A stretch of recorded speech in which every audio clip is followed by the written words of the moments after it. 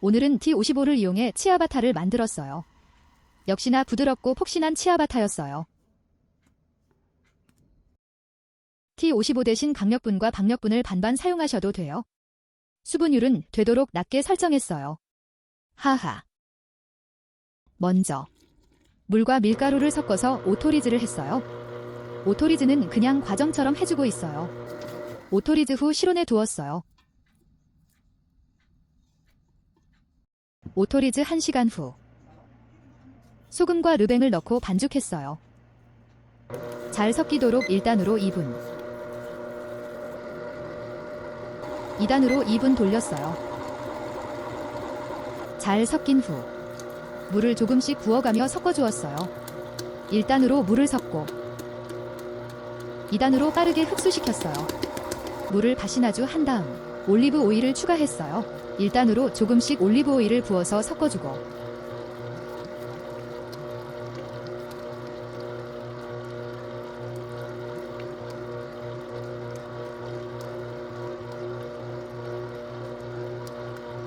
2단으로 빠르게 흡수시켰어요.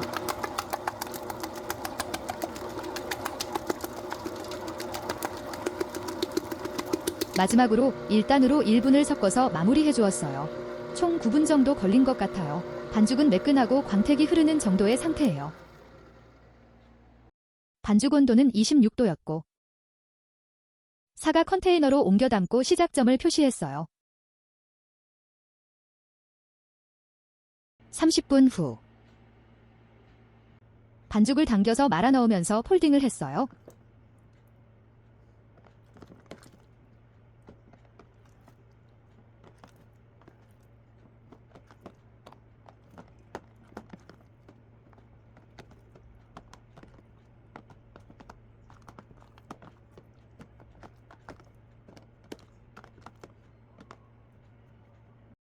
(30분) 후 한 번 더 폴딩을 했어요.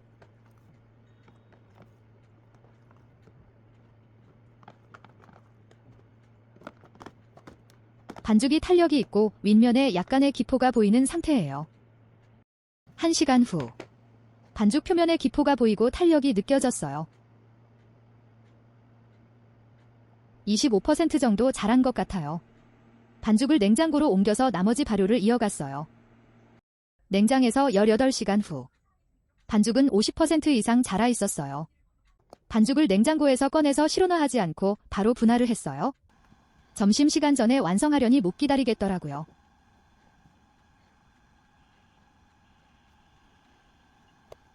오늘은 가로 30cm, 세로 18cm 정도로 맞췄어요.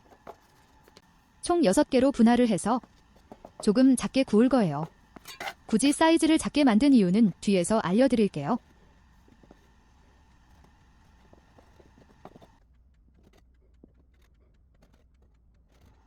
분할 후 캔버스 천위로 반죽을 옮겼어요.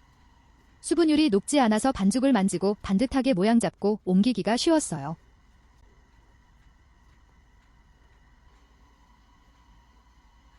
실온에서 1시간 후 반죽을 살짝 눌렀을 때 천천히 올라오면서 손자국이 조금 남는 정도예요. 반죽을 베이킹 시트 위로 조심스럽게 옮겼어요. 이 과정이 제일 긴장되는 순간이에요. 저는 이때 옮기다가 짜부를 만들기도 해요. 하하. 1시간 정도 예열한 오븐에 반죽을 밀어넣고 달궈진 도리에 뜨거운 물을 부어서 스팀을 주었어요. 하얗게 구울까 하다가 색을 조금 더 내봤어요.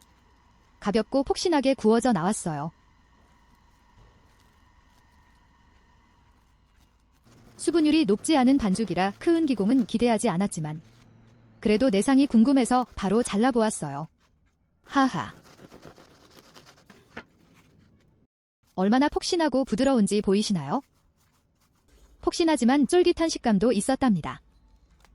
아, 그리고 제가 사이즈를 작게 만든 이유. 바로 토스트기에 구워 먹기 위해서. 하하. 저는 빵을 냉동 보관했다가 구워 먹는데 치아바타는 토스트기에 안 들어가더라고요. 하하. 그래서 이번에는 맞춰서 만들었어요. 쏙 들어가죠? 성공. 헤헤. 토스트한 빵 위에 잼과 버터를 올려주면 점심 완성. 폭신하고 부드러운 치아바타 샌드위치 어떠세요? 그럼 오늘도 질배하세요. 끝.